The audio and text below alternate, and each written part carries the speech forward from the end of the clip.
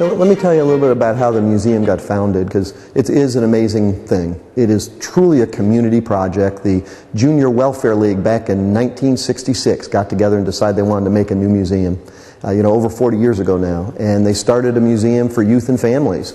From there, we've grown into a world-class, nationally accredited, one of the top 10 art museums in the state of Florida. What a growth over a 40-year period. We're in a building that we've been in since 1988 with 16.5-foot ceilings and marble floors and oak floors in the galleries. I mean, there are bigger museums, but there are none better. That's our goal. In the size rooms that we do our programs in, it's as good as any you'll find in the world. And I really mean that. It's something that the people in Polk County need to get out here and see more often, because it's your museum. We're an official school site. Many people don't know that this is a school. The Harrison School of the Visual and Performing Arts, the visual art students come to class here every day. They get to walk down these hallway floors, past and through great exhibits, and for 4 years learn about the arts. So it's a very unusual place, and some people don't realize that Mayfair by the Lake, Volvo Mayfair by the Lake, that we do every Mother's Day weekend, we're in our 38th year, I think now, and that event is ours. We organize that. Just the variety of what we do, I think, is pretty surprising to some people. We've got an incredible website, www.polkmuseumofart.org, and it's a very user-friendly and very rich site for information, and an awful lot of people are getting their information through websites. Bookmark that thing.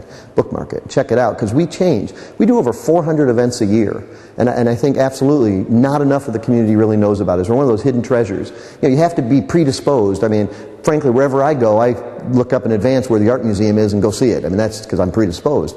But if you're at all curious about your community, you ought to find out where the theaters are, where the art museums are, where the historic places are, because that's the rich part of our culture and life. This museum is dedicated to advancing that. But at the same time, this place is your palace in a way. I mean, I pointed this out earlier today to somebody, that in France, the Louvre, famous great art museum, that was a palace, and it took a revolution to open it up to the public. Kings and queens, they were beheaded so that we can now go to an art museum. In this country, like this museum, it was founded by private citizens as a gift. It is given to us.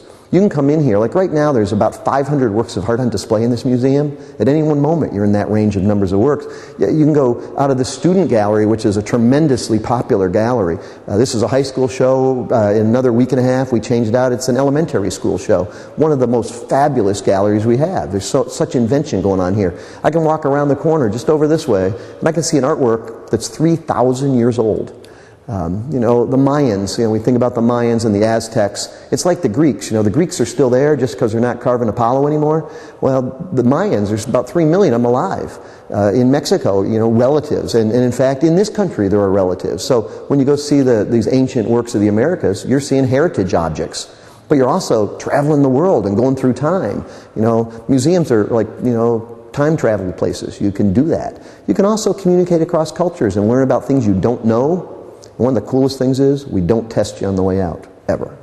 But more people need to know about it, because it is a safe place. We're here. We're proud of being, we defend some rights. This is a place for a gathering. We have a right to assemble and have different opinions. And we are also defenders of the freedom of expression. And we allow a broad range of expression across time and cultures, across attitudes and approaches and philosophies and, potentially politics, faith, and identity. And all of that is because we can't be everything. I'm only, I'm a white man of middle age, right? And I can understand these works. But I go see great women artists, or artists by Native American artists or Asian American artists. So we've had Chinese Americans and people whose heritage are Puerto Rican and Cuban, and I can look at this work and learn about how others see the world. And that, to me, is a great gift. And frankly, it's also fun.